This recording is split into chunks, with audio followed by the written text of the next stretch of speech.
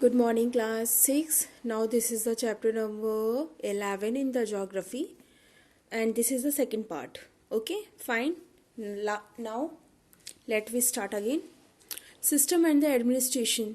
जो गुप्ता के किंग थे वो काफ़ी ज़्यादा पावरफुल थे, ठीक है ना। काफ़ी ज़्यादा पावरफुल थे और उनके उनके जो अडॉप्ट कर रखा था उन्होंने, वो काफ़ी ज़्यादा सराउंडिंग्स को अडॉप्ट करके रख रखा था। उसी की वजह से उनके पास सारी पावर्स थी, उनके पास काफ़ी डिफरेंट सब्जेक्ट्स थे जो कि काफ़ी ज़्यादा पावरफुल थे, ठीक है ना। जैसे परमेश्वर, महाराजा, धीराज, इनके टाइटल्स भी इन्हीं के पास थे। इसी की वजह से ये ज़्यादा से ज़्यादा पावरफुल हुआ करते थे। जो किंग थे वो मेंटेन करते थे अपनी एक स्टैंडर्ड आर्मी, ठीक है ना। वो आर्मी हमेशा ये शो करती थी कि वो राजा कितना पावरफुल है, ठीक है। जैसे कि हमारे भगवान, आप लोगों ने देखे कोई भी भगवान होते तो सबकी अपनी अपनी आर्मी होती थी। शिव भगवान है तो उनकी भी अपनी आर्मी हुई है। कृष्ण भगवान है तो उनकी भी अपनी पास एक, द्वारिका में रहते तो उनके पास भी अपनी है। तो वैसा ही इन राजाओं के साथ इन्होंने टाइटल्स भी, जैसे अगर ये कहीं जीत के आते थे तो इनको टाइटल्स मिलते थे, तो टाइटल्स के हिसाब से ये अपना एक अच्छा खासा पावरफुल आर्मी भी सेटअप करते थे, ठीक है। जो जंतको फर्स्ट थे वो हमारे अडॉप्ट, उन्होंने एक ग्रांड टाइटल अडॉप्ट किया था, जैसे महाराजा धीराज, महाराजा धीराजा बोला जाता था।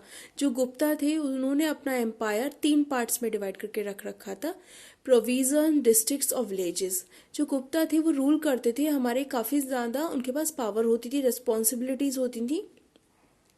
तो वो क्या कर देते थे, वो अपने पावर्स को दे देते थे, ठीक है ना। जैसे उन्होंने क्या किया, कहीं जीत लिया तो वहाँ के जो ऑफिसर्स हैं उस प्रोविंसेस के या डिस्ट्रिक्ट के जो ऑफिसर्स हैं वहाँ पे उस पावर को क्या कर दिया, दे दिया। और वो सारी डिटेल्स, मीटिंग्स वगैरह लेकर उनसे सारी डिटेल्स ले लिया करते थे। उसके बाद भी डिसेंट्रलाइजेशन पावर का रहता था, क्योंकि एक ही जगह पावर रहती थी। इसके जो विलेज वगैरह थे वहाँ पर गुप्ता टाइम पर विलेज हेड हुआ करते थे, वहाँ पे बनते थे और विलेज हेड हुआ करते थे। वो पूरा गांव वगैरह क्या करते थे, गांव के अफेयर्स, हेल्प, ये सब कुछ मैनेज किया करते थे, ठीक है ना। और जो बूढ़े लोग थे वही वहाँ पे बनते थे हेडमैन, ठीक है ना। जो एडमिनिस्ट्रेशन था उस टाइम पे गांव्स का और टाउन्स का, वो काफ़ी अच्छा था। लोकल सिटीजन्स को वहाँ पे काफ़ी ज़्यादा इन्वॉल्व किया जाता था और गुप्ता भी लोकल लोगों को इन्वॉल्व करते थे, ठीक है ना, डिफरेंट डिफरेंट टास्क की। मतलब प्रशासक प्रशासक से रिलेटेड कोई भी चीज़ होती तो उन्हीं ओल्ड मैन से पूछा जाता था। सेनापति और महा महासेनापति, ये क्या था, महा बालाही कृता, ये हमारे काफ़ी इंपॉर्टेंट मिलिट्री के ऑफिसर्स हुआ करते थे, ठीक है ना। इनके अलावा भी काफ़ी सारे ऑफिशियल ऑफिशियल ऑफिसर्स हुआ करते थे। समंतराज हुआ, जिनको एक्ट किया गया था, मतलब एक तरह से वो इंटरमीडिएट थे दो लोगों के बीच में, किंग और पीजेंट्स मतलब किसान के बीच में एक इंटरकनेक्शन सेटअप करते थे, एक मध्यम व्यक्ति हुआ करते थे यही। इसके अलावा भी इन्होंने काफ़ी सारी चीज़ें असाइन कर रखी थी, जैसे अथॉरिटी से रिलेटेड। तो ये क्या करते थे, कलेक्ट करते थे लैंड रिवेन्यूज़ को, ठीक है ना। जो भी हमारी ज़मीन की ब्याज व्याज है या उधार सट्टा है वो सब यही सबमिट करते थे। इसके अलावा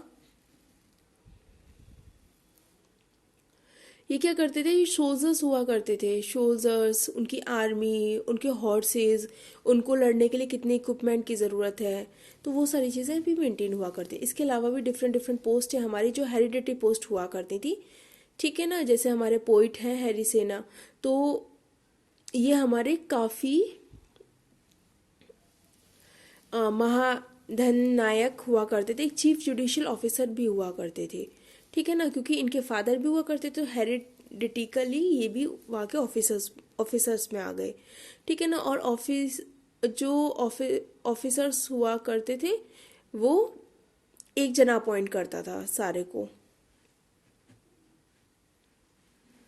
ठीक है। Life in the Gupta age, अगर हम गुप्ता एज की बात करते हैं, लाइफ कैसी थी गुप्ता एज में, तो देखो पॉलिटिकल, सोशल और इकोनॉमिक लाइफ जो गुप्ता के टाइम पे थी वो फाहीन, जो जो कि एक चाइनीज पिलग्रिम थे, उन्होंने विजिट किया था डिफरेंट डिफरेंट पार्ट, में गुप्ता एम्पायर के। उन्होंने जो इन्फॉर्मेशन दिया वो काफ़ी ज़्यादा प्रॉस्पेरियस था। यहाँ पे बहुत अमीर लोग रहते थे सिटीज़ वगैरह में। फाहिन ने कम से कम 6 साल गुजारे गुप्ता किंगडम के अंदर, और इन्होंने ये देखा कि जो किंगडम था वो काफ़ी ज़्यादा पीसफुल था। यहाँ पे प्रॉस्पेरिटी थी, जस्टिस थी, ठीक है ना, और लोग यहाँ पे काफ़ी ज़्यादा हैप्पी रहा करते थे। और फाहिन के अकॉर्डिंग अगर देखा, जो गुप्ता किंग थे वो काफ़ी ज़्यादा सपोर्टर्स थे हमारी आर्ट को आगे स्प्रेड करने में, मतलब काफ़ी ज़्यादा आर्ट लवर थे वो, ठीक है ना। इकोनॉमिक लाइफ की बात करते हैं हम। इकोनॉमिक लाइफ की बात करें, जो गुप्ता के रूलर्स थे उन लार्ज नंबर के गोल्ड कॉइन्स उन्होंने एंशियंट टाइम पे रिलीज़ किए थे, ठीक है ना। इसकी वजह से काफ़ी ज़्यादा प्रॉस्पेरिटी बढ़ी थी हमारी गुप्ता एम्पायर की। और गुप्ता का ये जो ट्रेड था, मतलब बिजनेस हुआ करता था रोमन एम्पायर से, ठीक है, तो वो काफ़ी ज़्यादा एक्सपोर्ट करते थे सिल्क को, रोमन को, ठीक है ना। लेकिन एंड गुप्ता पीरियड में क्या हुआ कि जो ट्रेड था वो डिक्लाइन होने लगा, ख़त्म होने लगा। क्यों? क्योंकि रोमन्स जो थे उन्होंने जो सिल्क बनाने की जो कला थी वो चाइनीज से सीख ली थी, ठीक है। उसके बाद फिर सोशल लाइफ की बात करते हैं। सोशल लाइफ की हम बात करते हैं तो गुप्ता के टाइम पर जो कास्ट सिस्टम था वो काफ़ी ज़्यादा कॉम्प्लेक्स था, रिजिड था, और जो डिफरेंट कास्टेज थी, सब कास्ट की सब कास्टेज जो थी वो भी राइज हो रही थी। सब कास्ट में इंक्रीज हो रहे थे हमारे नंबर ऑफ पीपल्स, ठीक है ना। और जो एब्जॉर्प्शन हो रहा था हमारे फॉरेनर्स का वो भी हो रहा था इसी टाइम पर।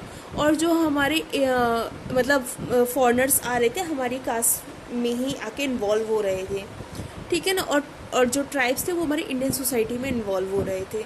जो लोअर सेक्शन था हमारा हिंदू सोसाइटी का, ठीक है ना, जिसमें सबसे जिनका नाम आता है वो आता है चंडाल्स का। जो चाइनीज़ पिलग्रिम फाहिन है उन्होंने ऑब्जर्व किया कि जो चंडाल्स हैं वो कहाँ रहते हैं, सिटीज़ के बाहर रहते हैं, इनको कोई छूता नहीं है, ये अनटचेबल्स कहलाते हैं। फाहिन के अकॉर्डिंग अगर देखा जाए चंडाल कभी भी एंटर नहीं कर सकते थे सिटी के अंदर, और अगर करते भी तो इनके गले में या फिर इनके सिर पर एक लकड़ी का पीस होता था जिसे वो बजाते चले आते थे, और जिससे कि वो लोग को हाईलाइट करते थे कि उनके रास्ते में कोई ना आए और कोई उनसे छुए ना, ठीक है ना। पूरी सोसाइटी इनके अगेंस्ट हुआ करती थी। इसके अलावा वुमेंस की बात करते हैं। वुमेंस का लाइफ यहाँ बिल्कुल भी अच्छा नहीं था। वुमेंस को काफ़ी ज़्यादा रेस्ट्रिक्टेड लाइफ जीना पड़ता था। जो वुमेंस थी वो बिल्कुल भी इंजॉय नहीं कर सकती थी अपनी इकोनॉमिक को, अपने सोशल इंडिपेंडेंस को बिल्कुल भी इंजॉय नहीं कर सकती थी। इसके अलावा कम्प्लीटली डिपेंडेंट थी वो अपने पति के ऊपर, एक male member of the family, जैसे पापा हुए, भाई हुआ या फिर पति हुआ, इनके ऊपर डिपेंडेंट होती थी। जो वुमेंस थी वो कुछ भी एक्सपेक्ट नहीं कर सकती थी अपने हस्बैंड से भी कुछ भी एक्सपेक्ट नहीं कर। उनका पति जब मर जाता था तो उनकी चिता पर खुद ही लेट जाती थी, ठीक है ना, जिसे सती बोला जाता है, आप सब लोगों को पता होगा। और अगर कोई विधवा हो जाती थी तो भी उसी चिता पे लेट जाती थी, ठीक है ना, या फिर विधवा का पूरा जिंदगी भर के जीवन बिताती थी विधवा वाला, ठीक है ना। सफ़ेद कपड़े पहनाए, सिंदूर नहीं लगा सकते आप, चूड़ियाँ नहीं पहन सकते, कुछ भी ज्वेलरी नहीं पहनोगे, चांद से बाल हटा दिए जाएंगे, मतलब बाल काट दिए जाएंगे, एक लड़की होकर भी तुम्हारे सिर पर एक बाल नहीं रहेगा, ठीक है ना। तो ये सब जब होता था जब उसके पति मर जाते थे। उसके बाद भी एक मेजर रीज़न है ये बैकवर्ड होने का वुमेन्स का, क्योंकि यहाँ पर प्रॉपर्टी के राइट्स नहीं थे जो कि गर्ल्स को मिलने चाहिए थे उस टाइम पे। और जो यहाँ पे ज्वेलरी गिफ्ट में दी जाती थी, गारमेंट्स दिए जाते थे, वो शादी के टाइम पर ही दे दिए जाते थे, ठीक है ना। जो कि प्रॉपर्टी होती थी वो स्त्रीधना बोला जाता था उसको, ठीक है ना। जो भी है वो शादी के टाइम पे ही लड़की को सब कुछ दे दिया जाएगा, इसके अलावा उसे कुछ भी नहीं मिलेगा। रिलीजन की बात करते हैं। देखो जो गुप्ता रूलर हैं उन्होंने हिंदुज़्म को पूजा काफ़ी ज़्यादा, स्पेशली उन्होंने हिंदू धर्म को अपनाया और सबसे ज़्यादा पूजा किया विष्णु और शिवा का। जो गुप्ता रूलर हैं उन्होंने एनकरेज करा हिंदुज़्म को कि वो मतलब डोनेशन लेकर जाएं और मंदिर बनवाएं। जो गुप्ता थे उन्होंने काफ़ी ज़्यादा पॉलिसीज़ को फॉलो किया, जो कि एक रिलीजियस टॉलरेंस था, ठीक है ना। और भी सारे रिलीजन को उन्होंने टॉलरेट किया। जो फॉलोअर्स थे बुद्धा के बुद्धिज़्म, जैनिज़्म, इनको भी वो रेस्पेक्ट, लेकिन इनको कभी तकलीफ़ नहीं दिया, इनको कभी परेशान नहीं किया, उनको भी वो रेस्पेक्ट किया करते थे। जो भक्ति मूवमेंट था वो सेल्फलेसली डिवोशन रहता था भगवान को लेकर, और यहाँ पे मतलब माताएं की पूजा, मतलब जो देवी होती हैं उनकी पूजा ज़्यादा होती थी इसके टाइम पर। ठीक है, आर्ट एंड आर्किटेक्चर की बात कर लेते। जो गुप्ता का पीरियड है वो गोल्डन एज एंशियंट टाइम का कहा जा सकता था, लेकिन पूरी तरह से नहीं कह सकते क्योंकि इकोनॉमिक फील्ड में उनका उतना अच्छा रिस्पांस नहीं था। बहुत सारे टाउन्स थे जो कि नॉर्थ इंडिया में थे, वो अपनी इंपॉर्टेंस को उस टाइम पे खो चुके थे, और ये डिक्लाइन की वजह से हो रहा था। गुप्ता पीरियड का उस टाइम पे डिक्लाइन चल रहा था। बट ये जो सेम चीज़ है, ये जो सेम चीज़ है, जैसे हमारा आर्ट हुआ, लिटरेचर हुआ, तो गुप्ता के टाइम पर ये जो था वो सबसे ज़्यादा पीक पर था, गोल्डन एज जिसे बोला जा सकता है। समुद्रगुप्त और चंद्रगुप्त सेकंड ने मतलब ये आर्ट के काफ़ी ज़्यादा दीवाने थे, आर्ट के और लिटरेचर के। तो समुद्रगुप्त ने रिप्रेजेंट किए थे अपने कॉइन्स को जिसमें एक वीणा बज रहा था, मतलब पिक्चर में, और चंद्रगुप्त के नवरत्न हुआ करते थे जिन्हें 9 जेम्स बोलते हैं, और इसमें कालिदास भी होते थे जो कि उनके कोर्ट में रहते थे। आर्किटेक्चर हमारा काफ़ी ज़्यादा यहाँ पे बढ़ा था, यहाँ पे बहुत सारे टेम्पल्स भी बनवाए गए। जो टेम्पल्स थे वो कंस्ट्रक्टेड है डियोगर झांसी में और भीतार गांव कानपुर में, और वो आज भी मेंशन है। गुप्ता का जो पीरियड था, काफ़ी सारी ब्यूटीफुल इमेजेस हमारी बुद्धा की बनी हुई है सारनाथ में और मथुरा में।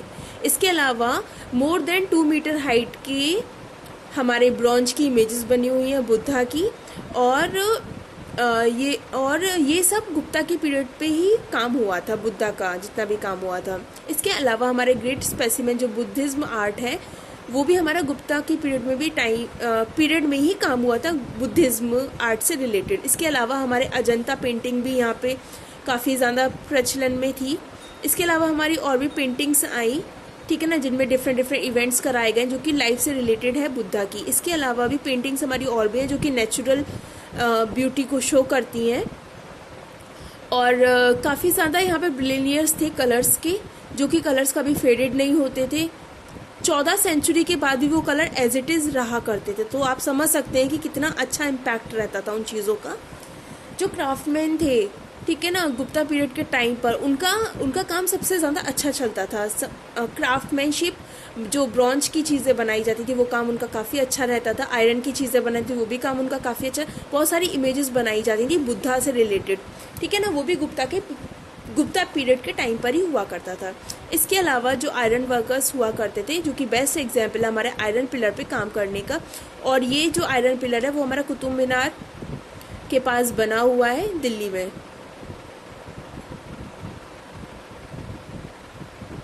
ठीक है ना, इसको बनाया गया था 14 सेंचुरी एडी में। ये जो पिलर्स हैं वो बिल्कुल भी जंग नहीं लगता है, ठीक है ना, क्योंकि उस टाइम पे जो आयरन पिलर था वो काफ़ी अच्छे मटेरियल से बनाए गए थे, और ये 15 सेंचुरी की बात है। इसके अलावा सुपर क्वालिटी थी वहाँ मेटल्स की, टेक्नोलॉजी की, स्किल्स की, और लोग भी काफ़ी अच्छा मेहनत से काम किया करते थे। लिटरेचर की बात करते हैं, जो गुप्ता पीरियड थे, गुप्ता पीरियड इस टाइम पे काफ़ी ज़्यादा रिच था लिटरेचर में। एक्सीलेंट पोइम्स, ड्रामाज संस्कृत में कंपोज होते थे यहाँ पर। उस टाइम पे जो वर्ल्ड फेमस हमारे कालिदास थे वो इनके कोर्ट में अवेलेबल रहते थे चंद्रगुप्त सेकंड में। इसके अलावा भी काफ़ी ज़्यादा फेमस वर्कर्स हुआ करते, जैसे मेघदूत हुआ, रघुवंशम हुआ, अभिजना हुआ, शकुंतलम हुआ। अभिजना और शकुंतलम कंसिडर किए थे one of the best 100 literature words, मतलब अगर 100 बेस्ट निकालेंगे ना उसमें से ये बेस्ट हुआ करते थे, ठीक है ना, संसार के बेस्ट ऑफ बेस्ट थे। इसके अलावा जो इससे अर्लियर जो इंडियन राइटर्स थे उन्होंने ट्रांसलेट किया था यूरोपियन लैंग्वेज में इन सारी लिटरेचर्स को। इसके अलावा जो वर्ल्ड फेमस स्टोरीज़ हैं आज भी बच्चों के लिए, पंचतत्य के नाम से हैं, जो विष्णु शर्मा ने लिखी हुई है, ठीक है ना। इस टाइम पे हमारा राइटिंग पीरियड काफ़ी बेटर था। साइंस एंड टेक्नोलॉजी की बात करते हैं तो आर्यभट्ट और वराहमिहिर ये हमारे 2 फेमस मैथमेटिशियन और एस्ट्रोनॉमर्स थे जो कि इस टाइम पे सबसे ज़्यादा पॉपुलर हुआ करते थे। जो आर्यभट्ट थे वो हमारे एक ग्रेट एस्ट्रोनॉमर हुआ करते थे, जो कि हाँ उन्होंने ये पता लगाया जो हमारी अर्थ है वो मूव करती है सन के अराउंड।